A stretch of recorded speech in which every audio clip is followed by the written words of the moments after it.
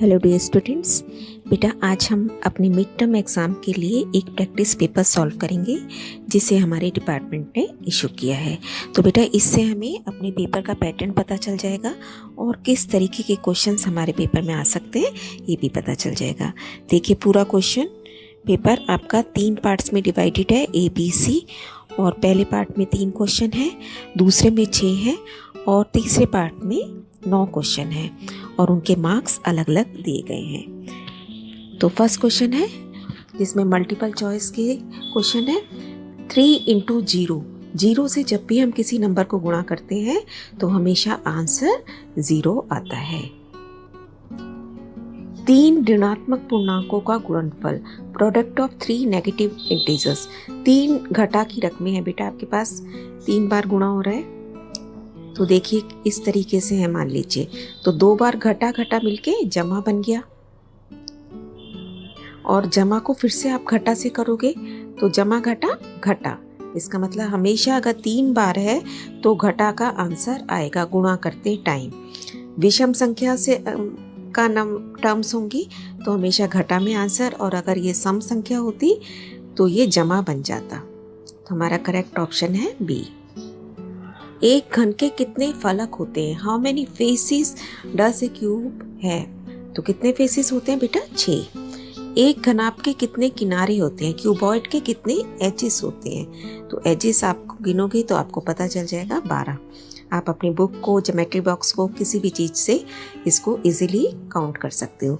एक कोण जो अपने पूरक के बराबर है, अब पूरक दोनों मिला के कितने डिग्री के होते हैं? 90 के। तो बराबर है तो इसका मतलब 90 को 2 से भाग करके देख लेंगे, 45 डिग्री। 45 डिग्री का कोण ऐसा है जिसका पूरक भी 45 ही है। अब यहाँ पे 0.2 इंटू 0.16 दशमलव की गुणा है।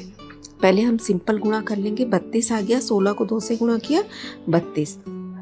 अब देख लेंगे कि दशमलव के बाद कितने पॉइंट्स डिजिट आ रहे हैं। यहाँ पे 1 और यहाँ 2, 3। तो टोटल हमें आंसर में 3 डिजिट लगाने हैं डेसिमल के बाद। तो हमें तो सिर्फ 2 मिले थे तो इसलिए 1 0 हम अपने आप से लगाएंगे। हमारा आंसर बना 0.032। ऐसे अब इस चॉइस वाले क्वेश्चन को भी करके देख लेते हैं।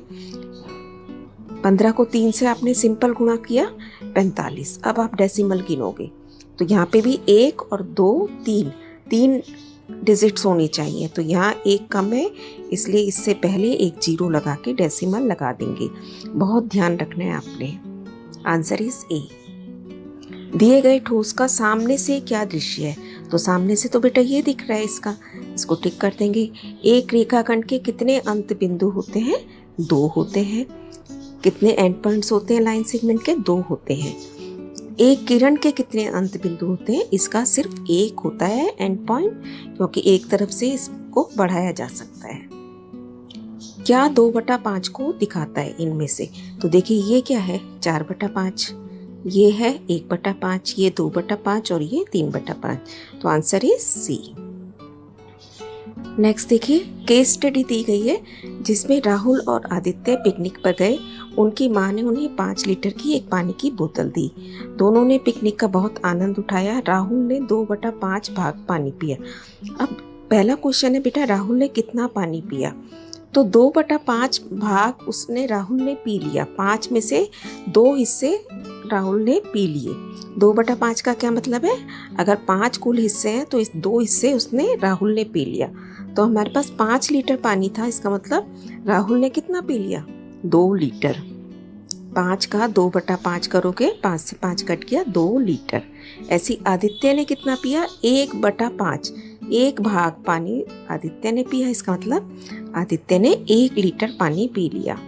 आंसर पे टिक कर देंगे करेक्ट पे। आगे क्वेश्चन देखते हैं। पानी का कितना भाग बाकी बच्चों को दिया गया? तो 2 हिस्से 2 लीटर राहुल ने पिया था, 1 लीटर आदित्य ने पिया, तो 2 हिस्से ही बचे ना बेटे 5 में से, तो इसने 2/5 भाग बाकी बच्चों को दे दिया गया। जनरल मेंटल मैथ्स के क्वेश्चन है ये, आप कैलकुलेशन करके भी देख सकते हो, है ना। अब राहुल ने आदित्य से कितना अधिक पानी पिया? उसने 1 लीटर पिया, इसने 2 लीटर पिया, तो कितना अधिक पिया इसने? 1 लीटर। आंसर 1 लीटर आ गया। कितना पानी बाकी बच्चों ने पिया? तो बाकी बच्चों ने भी 2 लीटर पानी पिया, जितना राहुल ने अकेले ने पी लिया था।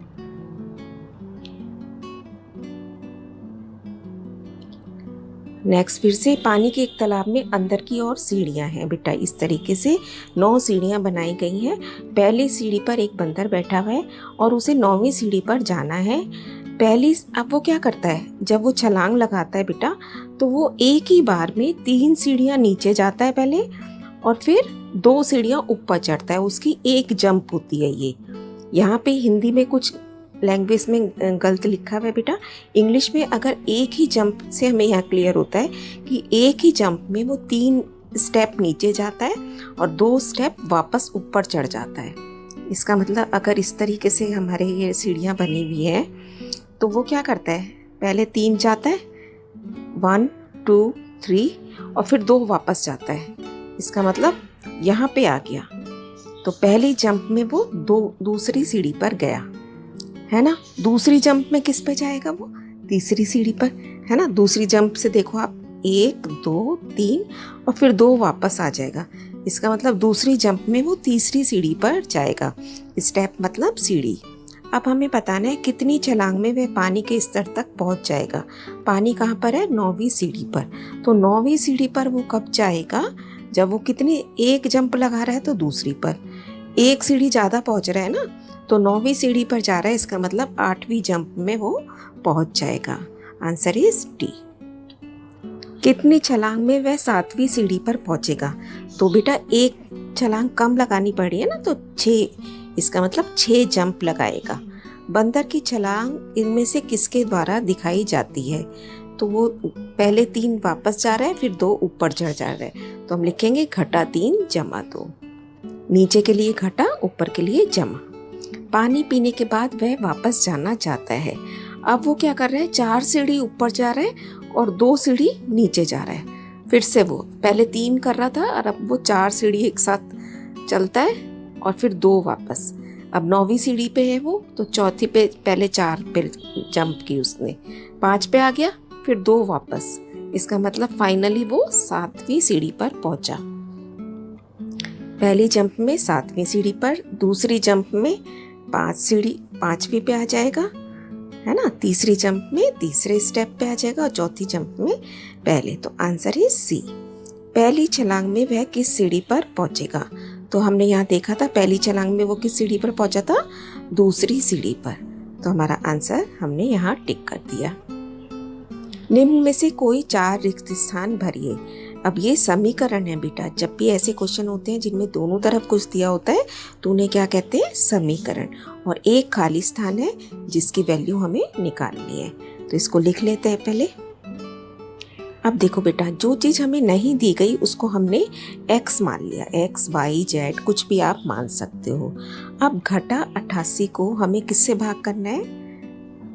x से। तो जो भाग है उसका मतलब वो बटे में रकम है, तो x को बटे में रख दिया। अब जो नीचे ये x आ गया, इसको यहाँ से हटाने के लिए हमें दूसरी साइड क्या करना पड़ेगा? इसको ऊपर ले जाके गुणा करना पड़ेगा। घटा 88 बराबर 11x, है ना। भाग गुणा में बदल जाता है, घटा जमा में, ये सब आपको पता ही है। अब क्या आ गया हमारे पास? हमें सिर्फ x की वैल्यू चाहिए। 11 इधर गुणा हो रहा है, 11 से भाग कर दिया, आपके पास आ गया x बराबर घटा 8। ऐसी दूसरा क्वेश्चन 1/7 गुणा 1/2, कुछ भी कट नहीं रहा, ऊपर की ऊपर से गुणा, नीचे की नीचे से गुणा। आंसर 1/14। दी गई आकृति में x का मान बताइए। तो जब एक सीधी रेखा पर इस तरीके से कोण बनते हैं तो वो रैखिक युग्म बनते हैं और इनका टोटल 180 होता है ना। अब x को आप यहीं छोड़ दोगे, ये जमा 50 इधर जाके घटा 50 हो जाएगा। आंसर आ गया 130। ठोस आकारों की कितनी विमाएं होती हैं? कितनी डायमेंशंस होती हैं? 3 की। तो इनकी 3 डायमेंशंस होती हैं, लंबाई, चौड़ाई और ऊंचाई। अब इसको भाग करना है, नेक्स्ट क्वेश्चन को 0.35 को भाग करना है 5 से। तो हम डेसिमल हटाएंगे, डेसिमल के बाद 2 अंक है, इसका मतलब 100 से गुणा करोगे आप। 5 से काट दिया, 5 से 35, 7/100, 7/100 का मतलब 0.07। मिलान करना है, मैचिंग। जमीन से 100 मीटर ऊपर ऊंचाई तो जमा 100, फिर 3000 रुपये निकालना घटा 3000, 5 डिग्री टेम्परेचर बढ़ना जमा 5, और समुद्र तल से सी लेवल से 1200 मीटर नीचे यानी कि -1200। घनाभ के कितने शीर्ष होते हैं? 8 होते हैं। x का मान बताइए। बिल्कुल सेम क्वेश्चन अभी हमने किया है रैखिक युग्म का, लीनियर पेयर का, दोनों मिला के 180, 155 घटा होगा अब की बार उधर जाके, हमारे पास आ गया 25 डिग्री। x भाग 29 बराबर 100, फिर से समीकरण आ गया, इसको लिखेंगे x बटा 29 बराबर 100। अब ये जो नीचे की टर्म है इधर जाके गुणा हो जाएगी, x बराबर 29 गुणा 100, x बराबर 2900। इसका चॉइस में फिर से समीकरण है, अब की बार 250 भाग x बराबर 5, x बटे में आया, अगली बार में आप नीचे की रकम उठा के ऊपर ले जाओगे, 5x बन गया। अब x को यही छोड़ना है, जो फालतू है यहाँ पे गुणा हो रहा है इसलिए यहाँ जाके भाग हो जाएगा। समीकरण हल करना आप सबको बहुत अच्छे से आना चाहिए बेटा। अब 2 से ही 3/4 का 1/2 निकालिए, तो हम इसे पहले सॉल्व करेंगे सिंपल फॉर्म में। आपको पता है इन दोनों को आपस में गुणा करके ऊपर वाले को जमा कर देते हैं। 4 × 2 8 जमा 3 11, तो ये बन गया 11/4, का की जगह गुणा का निशान और 1/2, कुछ भी कट नहीं रहा, आंसर आ गया 11/8। यहाँ पे देखिए सिंपल कैसे करते हैं इसे। फिर क्वेश्चन है, एक कमरे के तापमान को 40 डिग्री से 5 डिग्री सेल्सियस प्रति घंटे की दर से कम करने की जरूरत है। 10 घंटे बाद कितना टेम्परेचर होगा? 1 घंटे में 5 डिग्री टेम्परेचर कम हो जाता है बेटा, तो 10 घंटे बाद हमें पूछना है 10 घंटे में कितना कम हो जाएगा, इसका मतलब 50 डिग्री कम। अभी कितना था? 40 डिग्री, तो 40 में से 50 घटा दिया, इसका मतलब 10 घंटे बाद कमरे का टेम्परेचर -10 डिग्री सेल्सियस होगा। 2 संपूरक कोणों का अनुपात 3:2 है, छोटा कोण बताइए। अब संपूरक कोणों का टोटल कितना होता है? 180 डिग्री। ठीक है, तो अब इसका टोटल कितना बन रहा है? 5, इसमें से छोटा कौन है? 2, तो इसका मतलब 2/5 हम निकाल लेंगे इसे, गुणा 180, हमें तो 180 में से देखना है, तो इसका मतलब 72 डिग्री का कोण छोटा है। वह कोण ज्ञात कीजिए जो अपने पूरक कोण के बराबर है। पूरक होते हैं 90 डिग्री के बराबर, इसको 2 से भाग कर देंगे, आंसर आ गया 45 डिग्री। चीनी रुपये 17 से 3/4 प्रति किलोग्राम से बेची जाती है, तो 8 किलोग्राम चीनी का मूल्य बताइए। तो 1 किलोग्राम का मूल्य इतना है, इसे सिंप्लीफाई करते हैं पहले, जैसा हमने पीछे सीखा था। 17 को 4 से गुणा करोगे 68 जमा 3, तो ये बन गया 71/4। अब 8 किलोग्राम ज़्यादा का पूछ रहा है तो सीधा गुणा कर देंगे। अब आप देख रहे हो 4 से 8 को हम काट सकते हैं, आंसर आ गया 142 रुपये। 24 पेंसिल की कीमत ₹2986.80 है, तो एक पेंसिल की कीमत बताइए। तो अब की बार ज़्यादा से हम कम पे जा रहे हैं, इसका मतलब हमें भाग करना पड़ेगा। देखिए भाग कैसे करते हैं, आपको पता ही है। 1 पे जा सकता है, 5 बचा, ऊपर से 8 उतारा, 2 पे गया 48, 10 बचा, ऊपर से 6 उतारा, 4 पे गया 96, 10 बचा, फिर डेसिमल लगा के अगला नंबर उतारना है, 8 डेसिमल आंसर में भी लगाया, फिर से 4 पे गया 96 और अब 5 पे पूरा चला गया। आंसर इज 124 रुपये 45 पैसे। सत्यापित कीजिए मतलब वेरीफाई करना है बेटा। इन क्वेश्चंस में हम इधर की साइड भी अलग से सॉल्व करते हैं और इधर की साइड भी अलग से सॉल्व कर लेंगे और दोनों साइड इक्वल आनी चाहिए। तो 1 बाय 1 करते हैं। पहले इसकी लेफ्ट हैंड साइड, इसे बोलेंगे लेफ्ट हैंड साइड क्योंकि उल्टे हाथ की तरफ है, और इसे राइट हैंड साइड। तो इसको जब सॉल्व करेंगे, देखिए इसका मतलब है पहले इस ब्रैकेट को सॉल्व करो। तो जमा घटा मिलके घटा, अब 7 में से 3 गया 4, 18 गुणा 4 72। अब इसकी दूसरी साइड उतार लेते हैं। अब फिर उसे सॉल्व करेंगे। 18 गुणा 7 126 और ये जमा घटा घटा 18 को 3 से गुणा किया 54। तो देखो ये भी 72 आ रहा है, इसका मतलब दोनों साइड्स बराबर हैं। ऐसे ही दूसरा क्वेश्चन कर लेते हैं इसका। पहले इस साइड को सॉल्व करते हैं। घटा 21 गुणा घटा 4 जमा घटा घटा घटा 6। तो कितना बन गया बेटा ये? घटा 21 और घटा घटा मिलके घटा 10। जोड़ते हैं ना जब एक जैसे निशान होते हैं। अब जब गुणा कर रहे हो तो सेम साइन के जमा बन गया। अब हम इसकी दूसरी साइड करते हैं। पहले इस ब्रैकेट को हल किया 84 और 126 210 दोनों साइड बराबर आ गई। और यहाँ पे हम इसका बेटा ये राइट हैंड साइड था। अब फिर से एक क्वेश्चन आपको दिया गया है जिसमें एक टेस्ट में अगर आप सही क्वेश्चन करते हो, आंसर करते हो तो उसको +5 मिलेंगे और गलत पे आपके नंबर काट लिए जाएंगे 2 नंबर एक क्वेश्चन के लिए।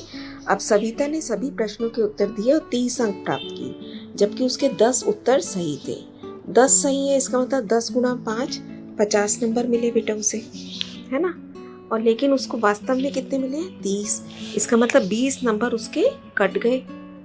अगर उसने सही 10 किए हैं इसका मतलब 50 नंबर मिले उसे सही के, जबकि उसे मिले कितने? 30। इसका मतलब 20 नंबर उसके गलत क्वेश्चंस की वजह से कट गए। और एक क्वेश्चन पे कितने नंबर कट रहे थे? 2। इसका मतलब कितने क्वेश्चन उसने गलत किए? 20 को 2 से भाग करके देख लेंगे। 10 क्वेश्चन उसने गलत किए, 10 सही किए और 10 गलत किए। अब जय का देखते हैं। जय ने घटा 12 अंक प्राप्त किए और 4 उत्तर सही पाए गए। सिर्फ उसने 4 सही किए तो 4 गुणा 5 यानी कि 20 अंक मिले और उसको वास्तव में कितने मिले? घटा 12। तो कितने अंक काटे इसके गए? 20 घटा घटा 12। जैसे यहाँ पे हमने 50 में से 30 घटाया था, अब 20 में से इसको घटा देंगे, घटा घटा जमा हो गए, यानी कि 32 नंबर तो इसके काट लिए गए। तो अब इसने कितने क्वेश्चन गलत किए? इसका मतलब 32 को 2 से भाग करके देखेंगे क्योंकि एक क्वेश्चन पे 2 नंबर कट रहे हैं। तो हमारा आंसर आ गया 16। इसने 4 सिर्फ सही किए और गलत इसने 16 किए। टोटल नंबर देखो यहाँ पे भी 20 बन रहा है और यहाँ पे भी 10 जमा 10 20 बन रहे हैं। एक आयत की लंबाई 71 सेंटीमीटर और चौड़ाई 2.5 cm है। क्षेत्रफल बताइए। सिंपल क्वेश्चन, गुणा कर देंगे 177.5 स्क्वायर से। सेकंड क्वेश्चन, एक समबाहु त्रिभुज यहाँ गलत लिखा हुआ है। एक बहुभुज की प्रत्येक भुजा की लंबाई 2.5 cm है और इसका परिमाप पेरीमीटर हमें दिया गया है। बताइए इसमें कितनी भुजाएं हैं? How many sides does the polygon has? तो बेटा इसमें क्या करना है, परिमाप को आप एक भुजा के नंबर से भाग कर देंगे। तो 25 को हम 2.5 से भाग करेंगे, डेसिमल हटा के एक अंक है तो इसलिए 10 ऊपर चला गया, 25 से 25 कट गया, 10 भुजाएं हैं इसमें। एक 2 पहिया वाहन 1 लीटर पेट्रोल में 53.5 किलोमीटर की दूरी तय करता है, तो 20 लीटर में कितनी दूरी तय करेगा? तो ये भी बहुत आसान क्वेश्चन है बेटा, सिंपल मल्टीप्लिकेशन करना है आपको। 53.5 को 20 से गुणा करके 1070 किलोमीटर। नेक्स्ट देखिए, ठोस आकृतियों का जाल बनाइए। ये एक कोन है, शंकु, इसका जाल कैसे होता है? नेट, इस तरीके से। फिर हमारे पास ये इसने दिया हुआ है क्यूब, घन का अगर हम खोलेंगे सारी साइड्स को तो इस तरीके का नेट हमें मिलेगा। फिर ये बेलन है, सिलेंडर, इसको अगर खोलेंगे तो ये जाल मिलेगा। और ये घनाभ है आपके पास। तो ये सब आपको आना चाहिए बनाना भी, और एकदम देखते ही आपको पता चल जाना चाहिए कि ये किसका जाल है। तो यहाँ हमारा पेपर फिनिश होता है बेटा। इसकी खूब प्रैक्टिस कीजिए। Keep on learning, stay blessed.